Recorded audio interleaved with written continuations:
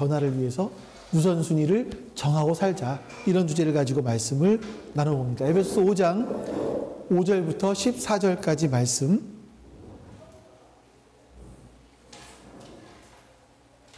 14절까지 말씀 우리 같이 한번 읽어보도록 하겠습니다. 여러분은 이것을 확실히 알아두십시오. 음행하는 자나 행실이 더러운 자나 탐욕을 부리는 자는 우상 숭배자여서 그리스도와 하나님의 나라를 상속받을 몫이 없습니다. 여러분은 아무에게도 헛된 말로 속아 넘어가지 마십시오. 이런 일 때문에 하나님의 진노가 순종하지 않는 사람들에게 내리는 것입니다. 그러므로 여러분은 그런 사람들과 짝하지 마십시오. 여러분이 전에는 어둠이었으나 지금은 주님 안에서 빛입니다. 빛의 자녀답게 사십시오. 빛의 열매는 모든 선과 의와 진실에 있습니다. 주님께서 기뻐하시는 일이 무엇인지 분별하십시오. 여러분은 열매 없는 어둠의 일에 끼어들지 말고 오히려 그것을 폭로하십시오. 부끄러운 것들입니다. 빛을 폭로하면 모든 것이 드러나게 됩니다. 드러나는 것은 다 빛입니다. 그러므로 잠자는 사람아 일어나라. 죽은 사람 가운데서 일어서라. 그리스도께서 너를 환히 비추실 것이다. 있습니다. 아멘. 여러분 혹시 그 영화 배우 중에서 빈 디젤이라는 영화 배우를 아십니까? 사진을 잠깐 볼까요? 네, 이 사람이 그 빈 디젤이라는 사람입니다. 뭐 보시기에는 어떤 장르의 영화를 찍을 것 같으십니까? 뭐 코미디언 아니면 뭐 뭘까요? 근데 원래 이 사람은 어떤 영화를 주로 찍냐면 액션, 또 자동차 경주 이런 영화를 굉장히 많이 찍는 분이에요. 근데 이거는 우리가 소위 말하는 쉽게 말하는 입금 전의 사진. 입금 후 어떻게 되나요? 입금 후. 입금 전과 입금 후가 이렇게 달라지는 거죠. 이 사람 역시 뭐 자신이 맡은 배역, 출연료가 입금이 되면 자신이 맡은 배역을 잘 소화하기 위해서 몸을 관리하기 시작합니다. 그래서 평상시에는 저러고 살다가 입금만 되면 이렇게 변하는 거죠. 참 이런 거 보면 배우들은 진짜 대단한 것 같아요. 우리는 3kg도 어떻게 제대로 못해서 막 힘들어 하는데 이 사람들은 몇십 킬로그램을 막 왔다 갔다 하지 않습니까? 이런 사람들이 외국에만 있나요? 우리나라도 있죠. 그 대표적인 사람들이 이름은 생각이 안 나는데 몇 명이 있습니다. 입금 전과 입금 후가 확실히 다른 사람들. 근데 이제 이 배우들이요, 몸무게, 자기가 맡은 역할을 소화하기 위해서 몸무게만 바꿔나가는 게 아닙니다. 자, 다른 거를 하나 보여드릴게요. 영상을 하나 보여드릴게요. 요즘 관객들 스쳐 지나가는 장면 하나 허투루 보지 않을 만큼 눈높이가 높습니다. 조금이라도 어설픈 분장이나 대역 연기는 금세 집어내곤 하는데요. 상상 이상의 노력으로 관객들의 눈높이를 뛰어넘는 열연을 펼친 배우들이 있습니다. 윤현숙 기자가 소개합니다.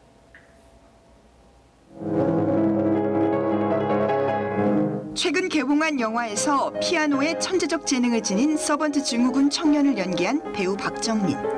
피아노 소리는 전문가의 솜씨지만 건반이 손동작은 CG나 대역이 아닌 오롯이 그의 솜씨입니다. 놀라운 사실은 촬영 전만 해도 그가 도레미 건반조차 구별 못한 피아노 왕초보였다는 점. 손이 빨리 익어야 되는데 건반에. 음악 감독을 심란하게 했던 그의 피아노 실력은 6개월간 매일 5시간씩 피나는 연습 끝에 차이코프스키 피아노 협주곡을 완벽히 칠 만큼 발전했습니다. 후반 하이라이트인 갈라 콘서트 장면 연주는 오케스트라 단원들도 깜짝 놀랐다는 후문입니다. 이중의 난관이던 자폐아 연기는 실제 장애인 복지관에서 몇 달간 봉사활동을 하며 흉내를 넘어 가슴으로 접근했습니다. 각자의 세상에서 잘 살아가고 있는 한 사람입니다를 소개해 주는 게 먼저였고, 제 상상력으로 연기를 하면 어느 순간 그냥 오진태가 아닌 박정민이라는 배우의 욕심이 튀어나올 것 같아서 대공수사청 인물에 동화되기 위한 배우들의 노력은 안팎으로 이어집니다. 영화 1987에서 악독한 대공수사처장으로 열연한 김윤석은 촬영 내내 마우스피스를 끼고 중압감을 주는 평안도 사투리 연기로 이북 출신의 실존 인물을 스크린에 부활시켰습니다. 설경구는 알츠하이머를 앓는 60대 살인자 역에 도전하며 특수분장 없이 노역을 실감나게 연기해 화제를 모았습니다.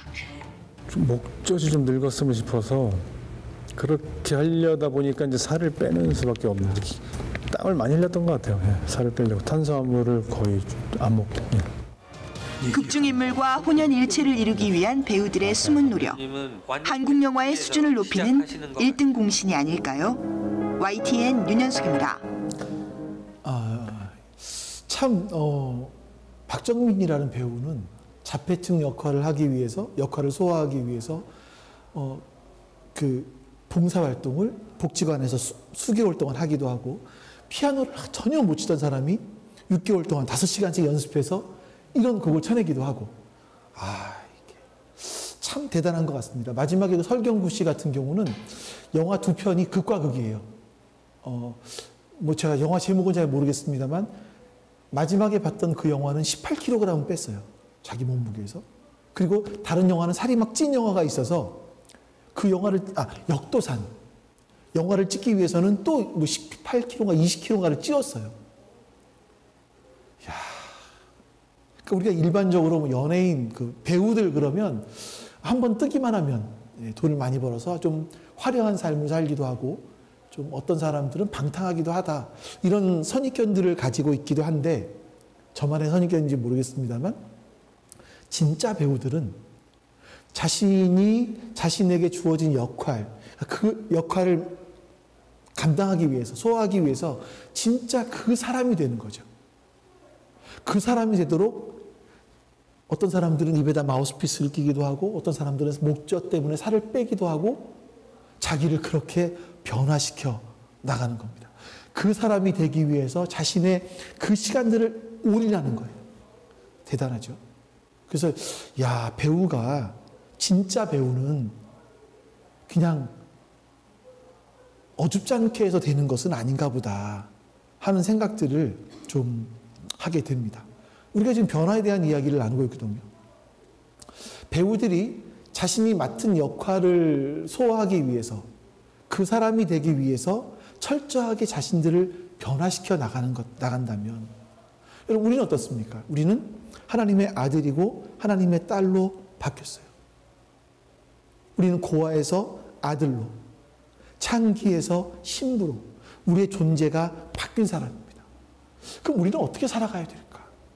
우리를 거기에 맞는 사람으로 우리를 좀 바꿔나가야 되지 않을까? 배우들이 이렇다면 우리는 더 해야 되지 않을까 하는 생각들을 좀 많이 하게 되면서 이런 영상들을 여러분들에게 좀 보여드립니다.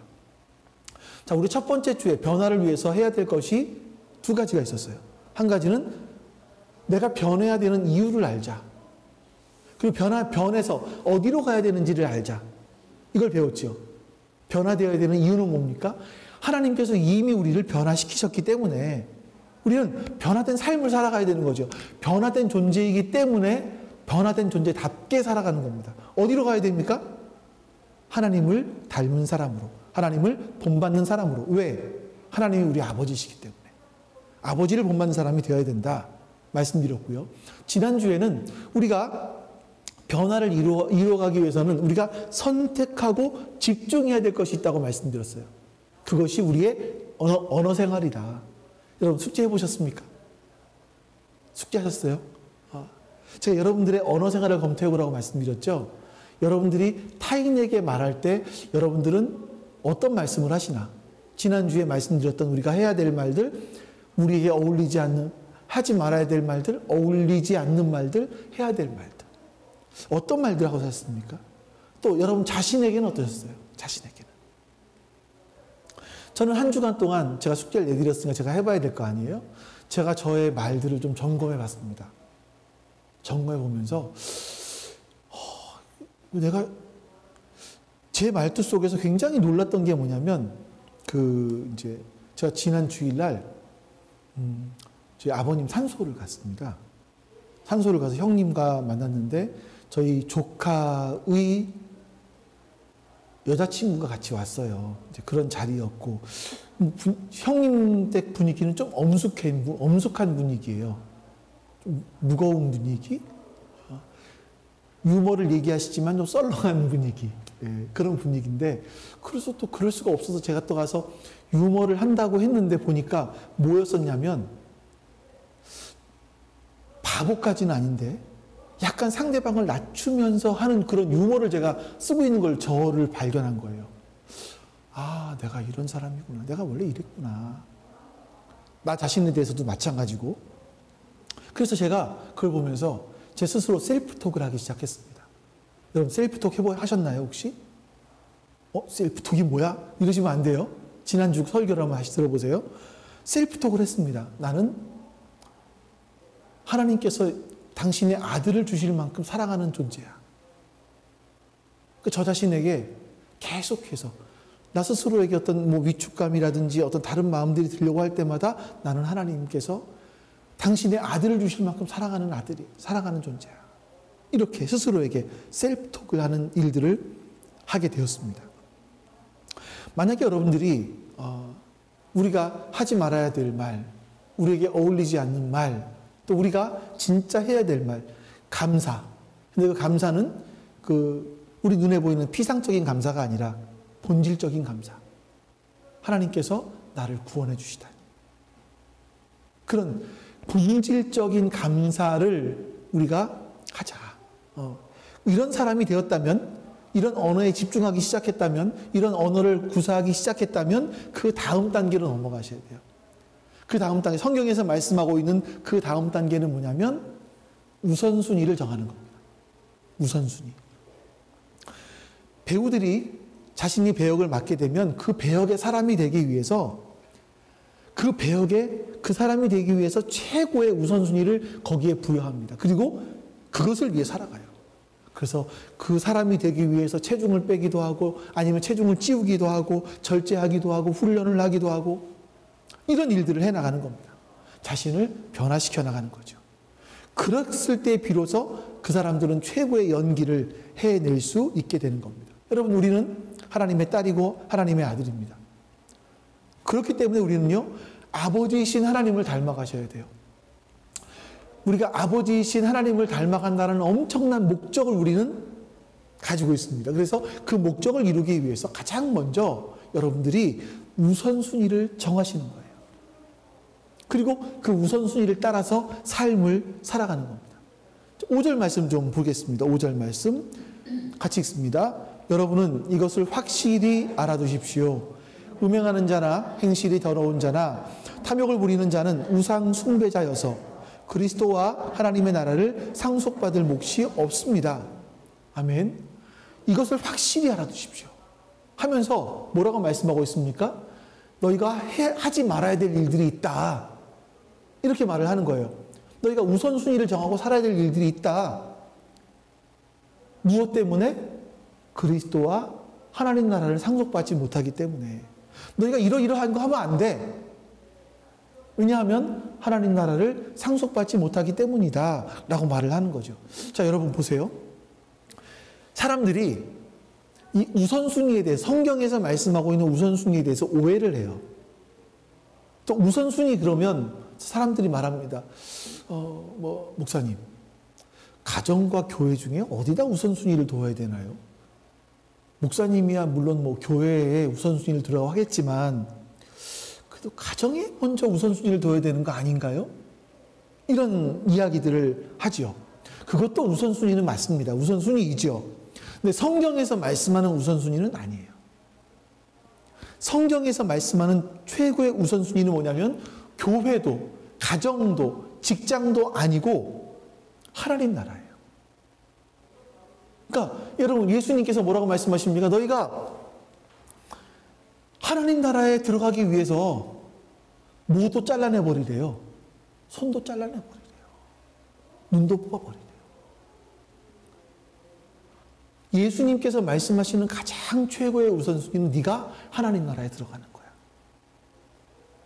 여기서도 이 말씀 보시면요, 너희가 이런 거 하면 안 돼. 이런 거 하는 거는 뭐 가정에 좋지 않아, 뭐 교회에 좋지 않아, 이런 얘기가 아닙니다. 하나님 나라에 들어갈 수 없어. 하나님 나라를 상속받지 못해. 이런 말씀들을 하고 있는 거죠. 여러분, 그러면 하나님 나라가 뭐죠? 하나님 다스리는 나라. 그 나라는요, 우리가 죽어서 가는 나라, 하나님이 다스리는 나라는 죽어서 가는 나라라고 많이 생각을 하죠. 근데 하나님 나라는요, 죽어서도 가는 나라이기도 하지만 가장 중요한 것은 우리의 삶의 현재 이루어져야 될 나라입니다. 여러분이 중고등학교 때 기억해 보세요. 국가의 3요소가 있습니다. 국가의 3요소. 첫 번째, 주권. 두 번째, 땅. 세 번째, 국민. 제가 다 말을 하네요. 국가의 3요소는요, 국민이 있어야 되고, 국민이 살아갈 땅이 있어야 되고, 그 나라를 다스릴 주권이 있어야 돼요. 하나님 나라 똑같습니다. 하나님 나라도 하나님 나라의 주권이 있어요. 하나님이 다스리신다라는 거. 하나님 나라의 주권은 하나님이 다스리신다. 하나님 나라의 백성은 우리 그리스도인들을 말하고요. 그럼 여러분, 영토는 어딜까요? 땅은 어딜까요? 성경을 보시면 예수님께서 계속해서 재림하신다고 말씀해요. 재림하신다. 다시 오신다. 이걸 계속 강조하시죠. 근데 많은 그리스도인들이 이거는 별로 신경 안 쓰고 살아가기도 합니다만, 성경은 수십 번, 수백 번 계속 반복해요. 예수님은 다시 오신다. 다시 오신다.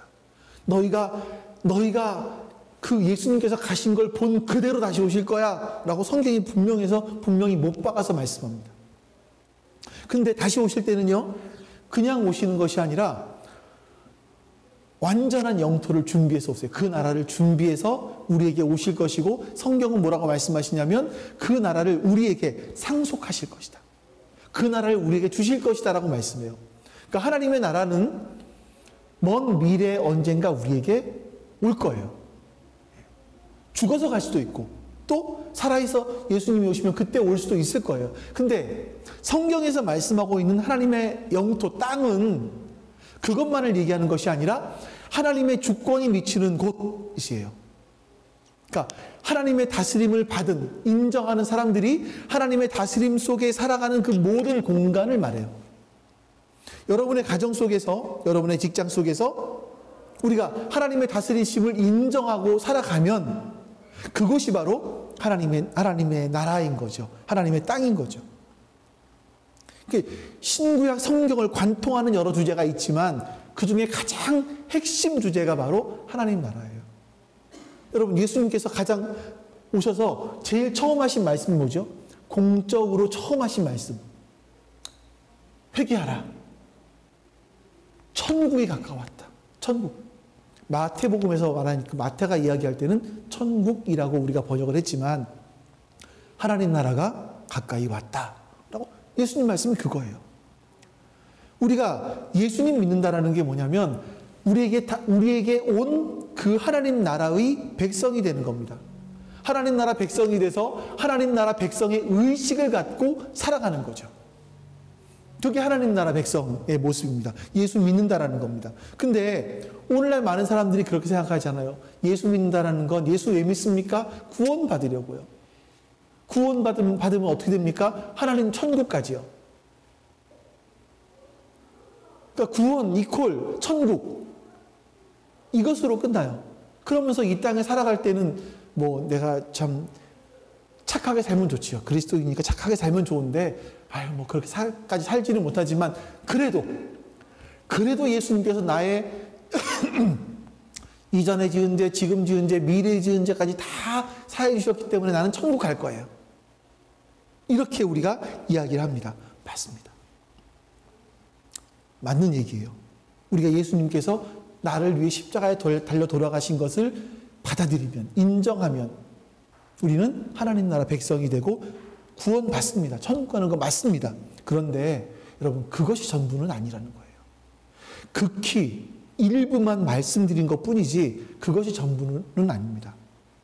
하나님 나라 백성이 되었다라는 것은 그 큰 개념 속에서 하나님의 다스림 속에 살아간다라는 거예요. 하나님의 다스림을 인정하며 살아간다. 이게 하나님 나라 백성의 모습입니다. 그래서 우리가 살고 있는 내 삶의 영역에서 하나님의 다스림을 받는 거죠. 내 직장 속에서 조금 있다가 이제 더 하나님의 뜻을 분별해야 되니까 우리가 하나님의 다스림 받기 위해서는 하나님의 뜻이 뭔지를 분별할 수 있는 것도 필요하니까 이 부분 좀 더 다시 말씀드릴게요.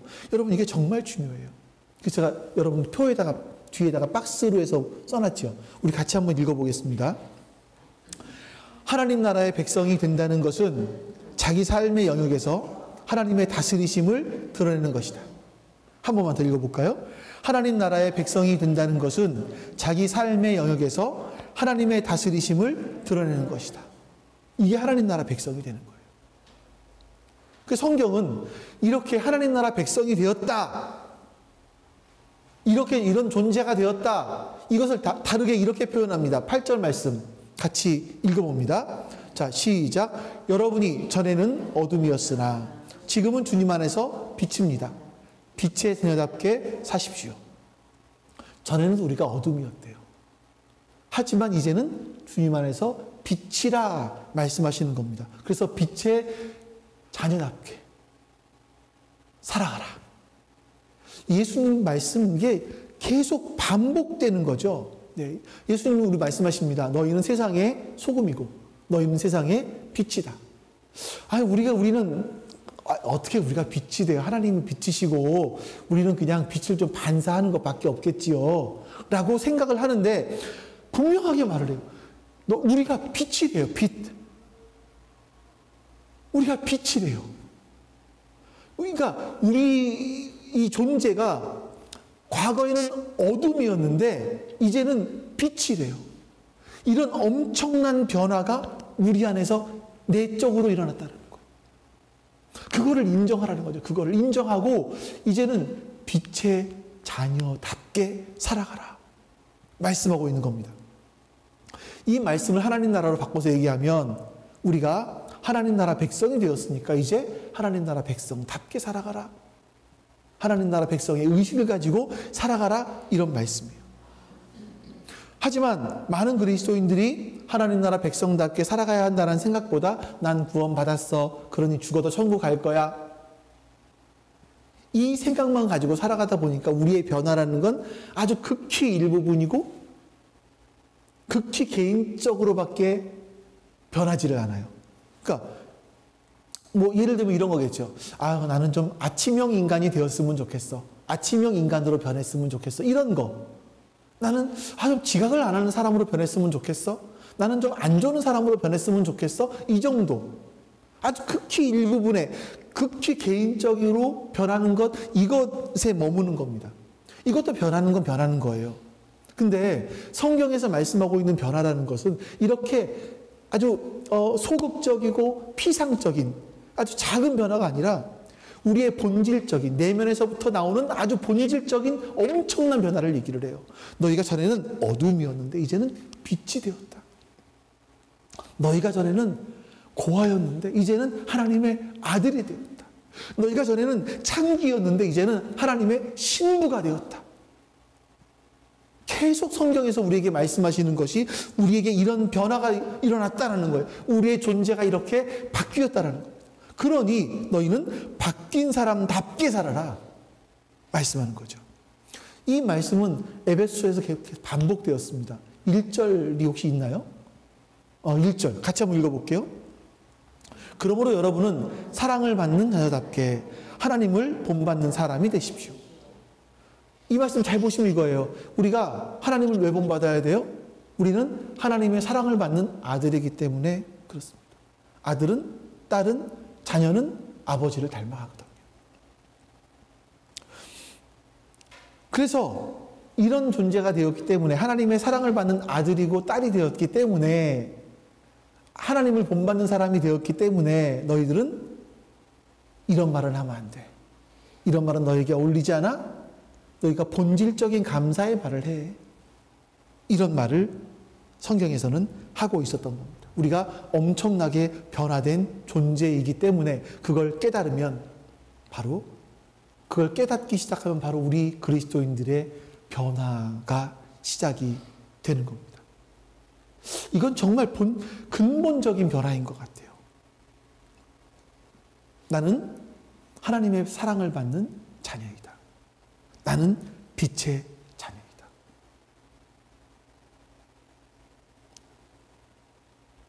여러분,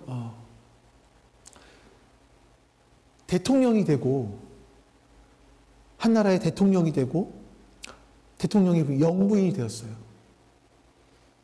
근데 어떤 과거의 삶의 것만 가지고 살아가다 보면, 과거의 것을 가지고 이야기하다 보면 대통령답지 못한 말을 하게 되고요.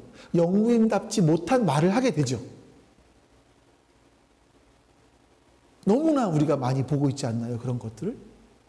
그래서 우리는요, 대통령이 되었다면 이제 대통령답게 말하는 게 뭔지를 알아야 돼요. 걸음걸이도 좀 대통령답게 걸었으면 좋겠어요. 건들거리지 않고 그렇게 좀. 제가 이런 말해서 죄송한데, 좀 변화됐으면 변화된 신분답게 걸맞는 삶을 살아야 되지 않겠습니까? 우리는 그리스도인이에요. 하나님을 아버지로 둔, 아버지를 본받는 자가 되었어요. 그러면 거기에 걸맞는 변화된 삶이 우리 가운데 있어야죠. 그러니까 그리스도인의 변화는 이렇게 시작되는 겁니다.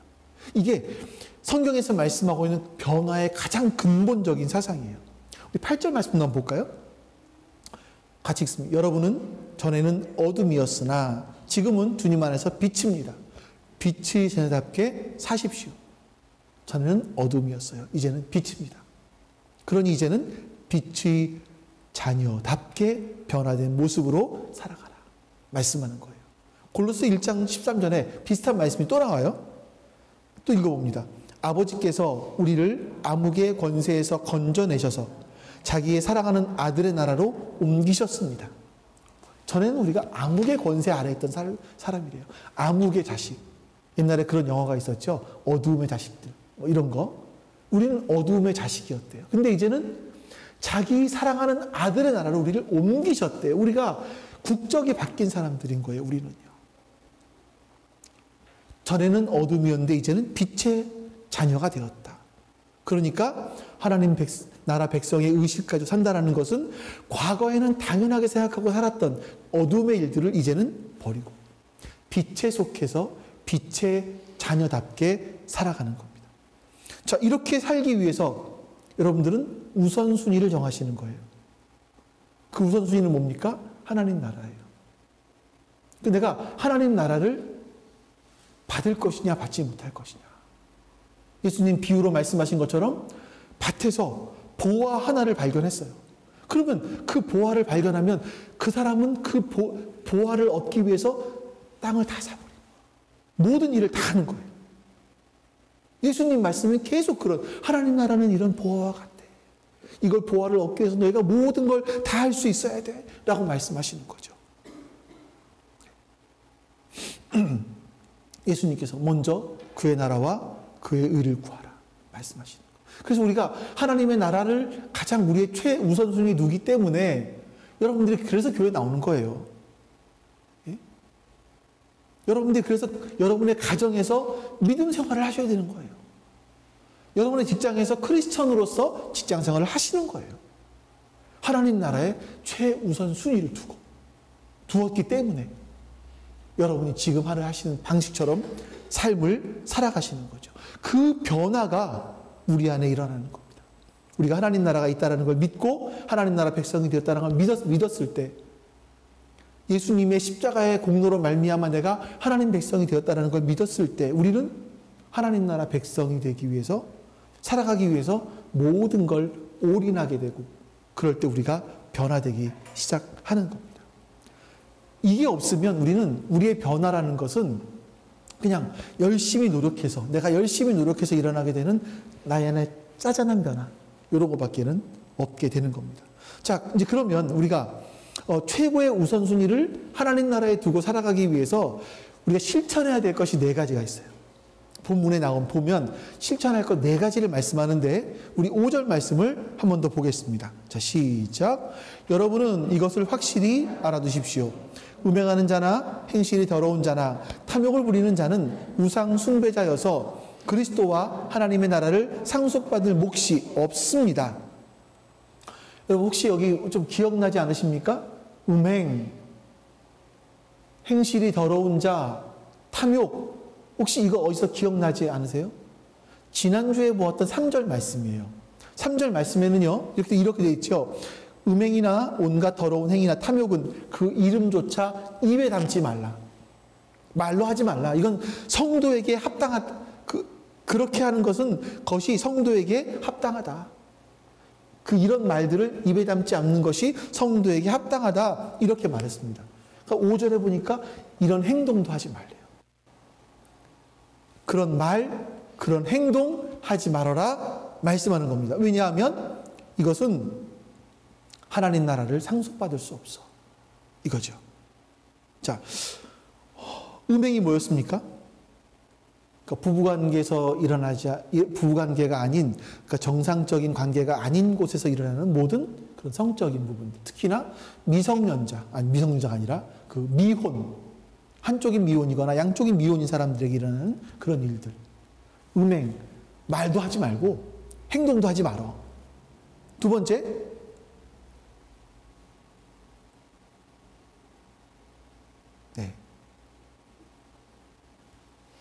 음행. 두 번째, 더러운 행실. 이 더러운 것이라는 게 뭐냐면 하나님의 정의에 맞지 않는 것. 이런 걸 말씀드렸습니다. 하나님의 정의에 맞지 않는 것, 이것은 말로, 행동으로 하지 마. 세 번째가 뭡니까? 탐욕. 내가 가지고 있는 것, 내가 가지고 없는데 다른 사람이 갖고 있기 때문에 나에게 일어나는 욕심. 이런 것은 말도 하지 말고 행동도 하지 마. 왜냐하면 너희가 하나님 나라를 상속받을 수 없어. 이렇게 말씀하고 있는 겁니다. 자, 이 3가지를 다 말과 행동 다 하지 말어 라고 말씀하는 거죠. 근데 여러분 이게 글쎄요, 좀 도덕적으로 바르면 음행에 대해서는 우리가 조금 괜찮을 수 있을지 모르겠어요. 하지만 그 다음부터 더러운 행실, 탐욕, 여기서 자유로울 사람이 있을까요? 남이 갖고 있는데 내가 갖지 않았어요. 그게 안 부러울 수 있을까요? 부러운 마음은 들 수 있겠지만, 생각으로 지나갈 수 있겠지만, 이것을 입에 담고 행동으로 옮기는 것. 이건 참 힘들 것 같아요. 좀 힘들 것 같아요. 그래서 성경에서는요, 2번째, 너희가 그렇게 되기 위해서 2번째, 이렇게 해. 라는 말씀이 있어요. 6절과 7절. 읽어보죠. 여러분은 아무에게도 속아 넘어가지 마십시오. 이런 일 때문에 하나님의 진노가 순종하지 않는 사람들에게 내리는 것입니다. 그러므로 여러분은 그런 사람들과 짝하지 마십시오. 자, 여러분, 바울이 뭐라고 말하냐면 대단한 것 같아요. 탐욕을 부리는 사람, 더러운 행동을 하는 사람, 또 첫 번째, 음행을 하는 사람, 이런 사람들의 말에, 헛된 말에 속아 넘어가지 말고, 마지막에 뭐라 그래요? 짝하지 말라고요. 짝하지 말라고. 그래서 파트너를 다시 조정하시는 겁니다. 이 말은 여러분의 인생에서 친한 친구들을 다 끊어버리라는 게 아니에요. 그리고 혼자 고립돼 살아가라 이런 말씀이 아니에요. 친구와 파트너는 다른 거예요. 성경에서 말씀할 때 여기 짝이라는 건 다른 겁니다. 이 파트너라고 하는 것은 존재는 나의 영혼까지 같이 터놓고 같이 살아가는 사람을 말해요. 나의 영혼까지 의지하며 같이 살아가는 사람을 말해요. 영혼의 동반자. 이게 결혼한 사람일 수도 있고 친구일 수도 있어요. 그러니까 좀 짧게 말하면요, 여러분들이 살아가면서 이런 사람들 있잖아요. 저 사람이 말을 하면 본받고 싶어. 내 친구지만 저 사람이 말할 때 되게 본받고 싶은 사람이 있잖아요. 저 사람의 행동을 보면 멋진 것 같아. 이런 사람들이 있잖아요. 이런 사람들이 있을 때, 이런 사람들이 있을 때 좀 관계를 재조정할 수 있어야 된다라는 거예요. 예를 들어서 우리 배우자가 결혼했는데 그 사람은 굉장히 세상적인 가치관을 가지고 살아가요. 모든 일을 결정할 때 세상적인 가치관을 결정해요. 그런 사람과 나는 하나님 나라를 추구하는데 이런 사람과 뭔가를 같이 하고 가려면 그 안에는 계속 갈등이 일어날 수밖에 없어요.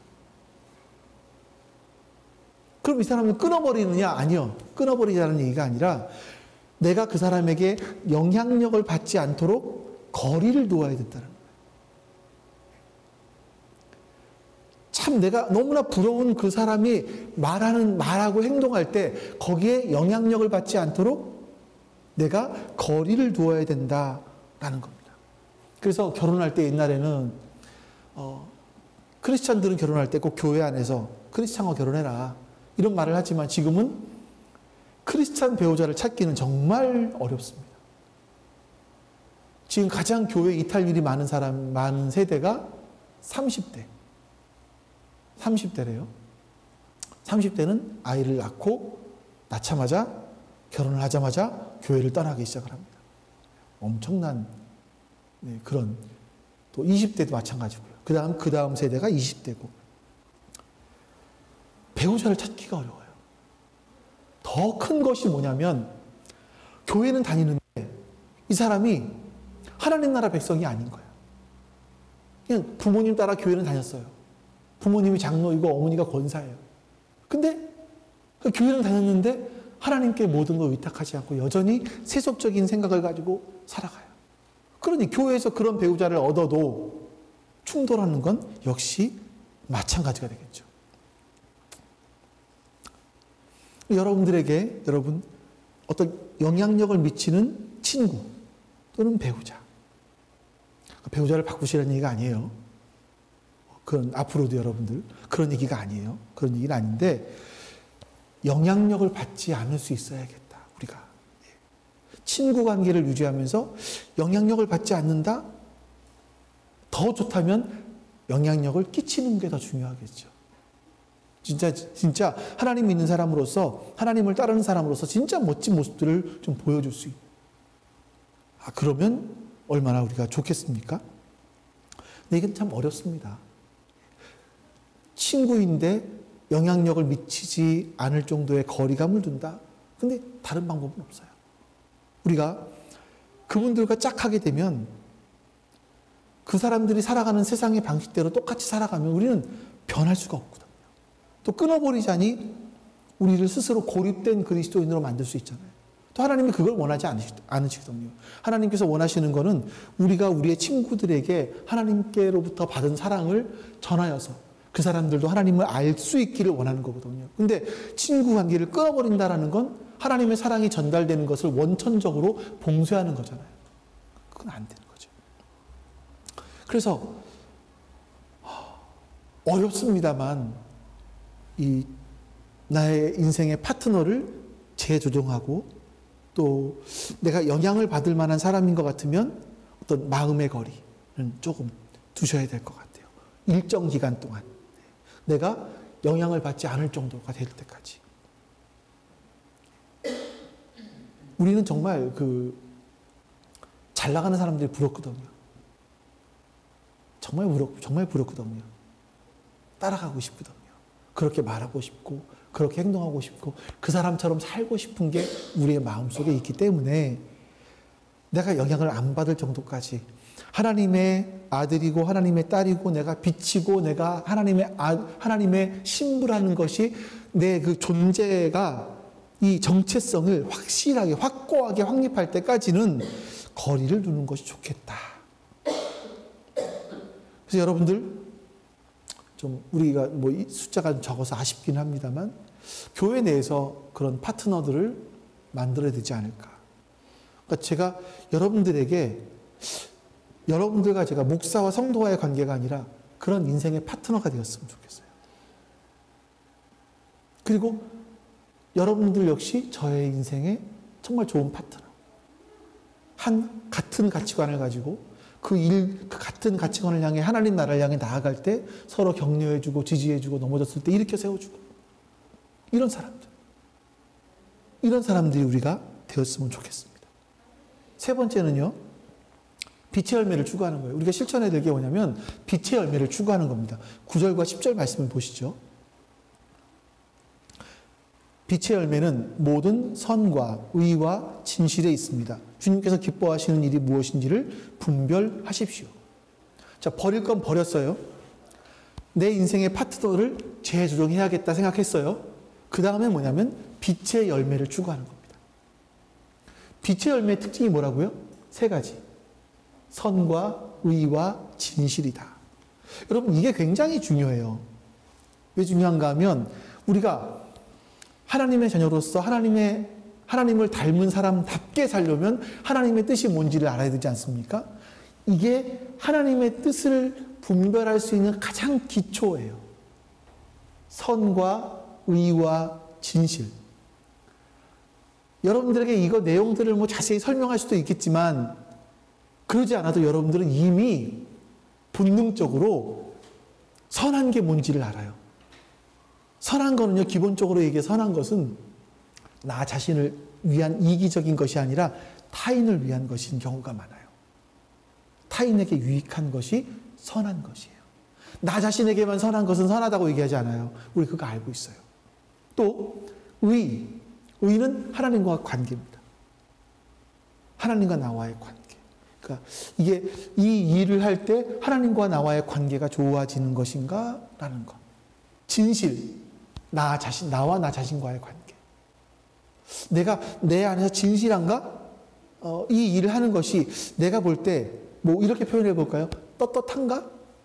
나 자신에게? 이거 이렇게 보는 거죠. 이것으로 볼 때 여러분들이 무언가를 하실 때, 계획하실 때, 그 일을 실행하려고 하실 때, 야, 이게 선한 것인가? 의로운 것인가? 진실한 것인가? 나 자신에게 진실한가? 하나님과의 관계가 바른 것인가? 또 그리고 타인을 향한 것인가? 이걸 생각해 보시면 이것이 하나님의 뜻인 경우가 많습니다. 여러분들의 이게 음성을 듣는 첫 번째 관계이고, 이렇게 음성을 하나님의 뜻을 분별할 수 있어야 우리는 하나님을 본받는 사람들이 되어가기 시작을 하는 겁니다. 그럼에도 불구하고 여러분, 여전히 어려움은 남아있어요. 어려움이 뭐냐면, 이 다음에 어려움은 뭐냐면요. 과거의 찌꺼기들이에요. 잔재들. 어두움에 속해서 살아갔을 때 그때 남아있던 습관들, 잔재들이 남아있어요. 11절부터 14절까지 말씀을 보겠습니다. 같이 한번 읽어보죠. 여러분은 열매 없는 어둠의 일에 끼어들지 말고 오히려 그것을 폭로하십시오. 그들이 몰래 하는 일들은 말하기조차 부끄러운 것들입니다. 빛이 폭로하면 모든 것이 드러나게 됩니다. 드러나는 것은 다 빛입니다. 그러므로 잠자는 사람아 일어나라. 죽은 사람 가운데서 일어서라. 그리스도께서 너를 환히 비추어 주실 것이다 하는 말씀이 있습니다. 첫 번째, 버릴 건 버려요. 두 번째, 인생의 파트너를 재조정합니다. 세 번째, 빛의 열매를 추구해요. 마지막으로 어두움을 폭로하는 겁니다. 이 폭로하다라는 단어는 뭐냐면 노출시키는 거예요. 이렇게 얘기해 볼까요? 자, 어두움, 우리가 아주 깜깜한 어두움 가운데 있어요. 이 어두움을 물리치는 건 뭡니까? 스위치 딱 불만 켜면 되죠. 이 등만 켜면 어두움은 물러갈 수밖에 없는 겁니다. 우리에게 있어서 과거에 남아있던 그 못된 어두움의 습관들이 있어요. 그러니까 제가 아까 처음에 말씀드렸던 저의 말하는 그 습관들 있어요. 그럼 그거 할 때 어떻게 되냐? 또 그건 아니겠습니까? 좀 제가 그 개인적인 차원에서 말씀을 드려볼게요. 사람들에게는요, 다 대부분 다 보면 열등의식이 존재하죠. 성경에서 우리에게 계속해서 하나님이 너를 사랑하셔. 하나님께서 예수 그리스도를, 그 독생자 예수를 너희에게 주실 만큼 너희를 사랑하셔. 그 예수를 십자가에 죽일 만큼 너를 사랑하셔. 십자가의 그 예수의 목숨과 너희를 바꿀 만큼 너희를 사랑하셔라고 끊임없이 우리에게 얘기하지만 우리 잘 안 믿어요. 왜 잘 안 믿어지냐면 어릴 때부터 들어왔던 것이 너무나 말이 많아요. 우리가. 우리의 심령이 너무나 어렸고 너무나 여려서 내가 스스로 뭔가 방어할 수 없을 그때 우리가 들었고 경험했던 것들이 너무나 많아요. 그게 너무나 우리 깊이 각인되어 있어요. 야, 너는 그거밖에 안 돼. 누구는 닮아라. 이런 얘기들 좀 좋게 얘기했지만 어렸을 때부터 우리에게 들었던 그런 존재들, 너는 가치가 없어. 넌 뭐, 네가 뭐, 아이고, 네가 뭐 잘하는 게 뭐 있겠어. 이런 것들이 우리에게 너무나 많이 각인돼 있어요. 그게 어둠이거든요. 어둠의 일들이거든요. 이 어둠의 일에 사로잡혀 있으면 우리는 변화될 수 없습니다. 그래서 이걸 어떻게 해야 되냐면 폭로하는 거예요. 노출시키는 거예요. 어디에서?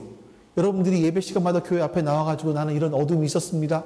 이걸 폭로하라는 게 아니라 영적 지도자에게 또 아까 말씀드린 파트너에게 노출시키는 겁니다. 이야기하는 거예요. 고백하는 거예요. 나는 이런 열등감이 있어요. 이런 열등감이 자꾸 내 인생의 발목을 잡습니다. 도와주십시오. 그러면 노출시키기 시작을 하면 그것을 여러분의 어떤 이런 부끄러움들을 우리는 그것을 감추어 놓는 것이 좋다고 생각을 해요. 보여주지 않는 것이 좋다고 생각을 해요. 왜냐하면 그것이 내 약점이 될까봐. 근데 성경에서는요, 폭로하래요. 빛에 노출시켜버리래요. 다시 말하면 영적인 지도자에게 또 같은 파트너에게 이야기하래요. 그래서 그 파트너가 성숙되어 있으면 보통 그것을 가지고 서로 위로해 주기 시작을 하고 상대방을 이해해 주기 시작을 합니다. 심리학에도 나와 있는 부분들이잖아요. 그랬을 때 사람들은요, 진짜 변하기 시작을 합니다. 우리가 하나님의 자녀이기 때문에 빛에 노출되면 우리 안에 있는 어둠은 물러가게 될 수밖에 없고 우리는 하나님 백성다운 삶을 살아갈 수밖에 없는 겁니다. 이렇게 살기로 결단할 때 하나님이 우리를 도와주세요. 자, 보세요. 마지막에 14절 말씀인데 드러나는 것은 다 빛입니다. 그러므로 잠자는 자들아 사람아 일어나라. 죽은 사람 가운데서 일어서라. 그리스도께서 너를 환히 비추어 주실 것이다 하는 말씀이 있습니다. 이 말씀처럼 여기 이 말씀 보시면 잠자는 사람들이 있대요. 죽어있는 사람들이 있대요. 그들 가운데서 그리스도인들은 일어서라. 옛적의 행실들, 어두움의 행실들, 죽어있을 때 했던 행실들을 버리고 일어서라. 그러면 어떻게 하신다고요? 그리스도께서 너를 환히 비추어 주실 것이다. 다시 말하면 하나님께서 우리를 도우실 것이다. 이겁니다. 여러분, 저는 이것이 여러분들과 저에게 이론이 되지 않았으면 좋겠어요. 하나님이 우리를 도우실 것이다. 우리를 환히 비춰주실 것이다. 이것이 이론이 되지 않기를 원해요. 이론이 되지 않기 위해서 우리가 뭐 해야 됩니까? 우리는 말부터 시작해서 우리의 삶의 우선순위를 두고 하나님 나라의 우선순위를 두고 살아가 보는 겁니다. 살아내 보는 겁니다. 그때 하나님께서 우리에게 빛을 비춰주실 것이다 라고 말씀하시는 거죠. 우리는 변화되는 것을 경험하기 시작할 겁니다. 하나님이 우리를 변화시키기 위해서 도우시는 것을 경험하시게 될 거예요. 저는 여러분, 하나님의 말씀이 그냥 지적으로 여러분의 머리에 남아있는 것이 아니라 진짜 살아있고 운동력이 있어서 우리의 영혼과 우리의 골수와 이런 것들을 다 수술할 수 있는 그런 말씀이시기를 여러분과 제가 경험할 수 있기를 바랍니다. 나 아침형 인간 됐으면 좋겠어. 난 지각 좀 안 했으면 좋겠어. 이런 수준이 아니라 본질적인 엄청난 변화, 내 신분의 변화를 여러분 경험하실 수 있기를, 매일매일 깨달으실 수 있기를, 그래서 하나님 나라 백성이라는 의식을 가지고 살아가실 수 있기를 바랍니다. 여러분은 어디에 중심을 두고 살아가시겠습니까? 그냥 과거에 매어 살면서 그냥 좀 작은 변화, 난 좀 이런 변화가 있었으면 좋겠어, 이런 걸 꿈꾸시겠습니까? 아니면 좀 내 신분이 변화되었다라는 이런 엄청난 변화를 여러분 경험하고 싶으십니까? 저는 여러분들과 함께 그런 변화를 체험했으면 좋겠습니다. 아버지 하나님, 우리의 우선순위가 무엇인가 다시 한번 생각해 보게 해 주시옵소서. 우리의 우선순위는 교회도 아니고 가정도 아니고 직장도 아니고 자녀도 아니고 하나님 나라임을 우리가 바로 깨닫게 해 주시옵소서. 하나님 나라에 대한 우선순위를 두고 그 나라가 이루어지기 위해서 교회를 돌보는, 또 가정을 돌보고 자식들 안에 하나님의 나라가 이루어지기 위해서 자식들을 올바로 돌볼 수 있는 그런 우선권을 우리가 둘 수 있도록 은혜를 베풀어 주시옵소서. 그렇게 우선권을 하나님 나라에 두고 살아갈 때 하나님께서 우리를 매 순간순간마다 도우시는 것을 경험하게 해 주시옵소서. 하나님은 살아계신 분 아니십니까? 그 살아계신 하나님께서 살아계심을, 지금도 우리 가운데 일하고 계심을, 우리와 함께 하심을 우리가 경험하게 해 주시옵소서. 그 일들을 경험하기 위해서 내가 변화되기 위한 우리의 말과 우리의 행실, 이런 모든 것들이 하나님 나라에 초점을 두고 살아가게 도와주시옵소서. 여호와는 내게 복을 주시고 너를 지키시기를 원하며 여호와는 그의 얼굴을 내게 비추사 은혜 베푸시기를 원하며 여호와는 그 얼굴을 내게로 향하여 드사 평강 주시기를 원하노라. 아멘. 이제는 나를 위해 십자가에 죽으신 우리 주 예수 그리스도의 은혜와 그 아들을 보내시기까지 하신 하나님 아버지의 사랑하심과 성령 하나님의 우리와 함께 하시며 우리를 도우시고 우리에게 하나님의 은혜를 경험케 하시는 그 성령 하나님의 은혜가 지금 주 앞에 모여 예배하는 모든 하나님 백성들 머리 위에 지금부터 영원토록 함께 하시기를 간절히 축원하옵나이다. 아멘.